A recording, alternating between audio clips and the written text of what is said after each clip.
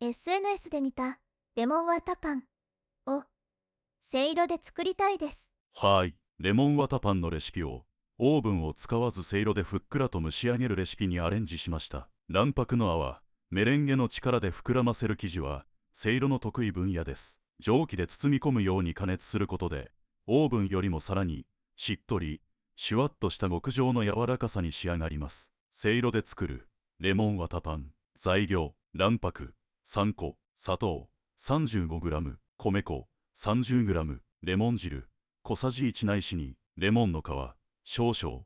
下準備1、せいろの蓋に布巾を巻いておきます。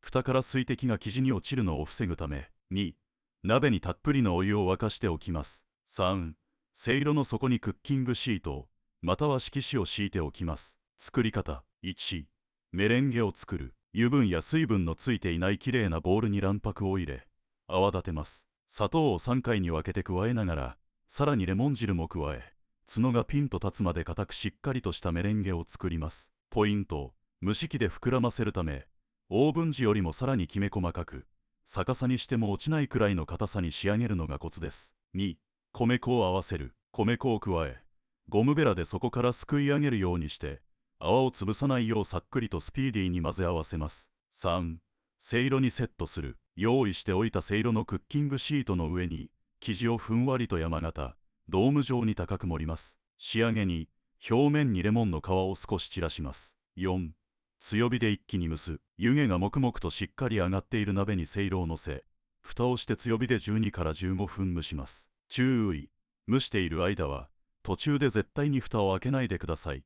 冷気が入ると一気にしぼんでしまいます。5、蒸し上がり。時間をきっちり守って蒸し上げたら火を止め蓋を少しだけ 1cm ほどずらして1分ほど置き蒸気を少し逃がしてから蓋を開けて取り出します。せいろで作る際のアドバイス。しぼみを防ぐコツ。オーブン同様急激な温度変化に弱いです。蒸し上がってすぐに蓋をバッと開けると冷気で一気に縮んでしまうことがあるため火を止めた後に少しだけ蓋をずらして外気に鳴らす工程を挟むときれいな形をキープしやすくなります。食感の違い。オーブンのような焼き目はつきませんが全体が白く高貴な印象に仕上がり水分をたっぷり含んだ究極のふわしわ食感が楽しめます。蒸したての温かいうちに大きな一口で召し上がるのが一番のおすすめです。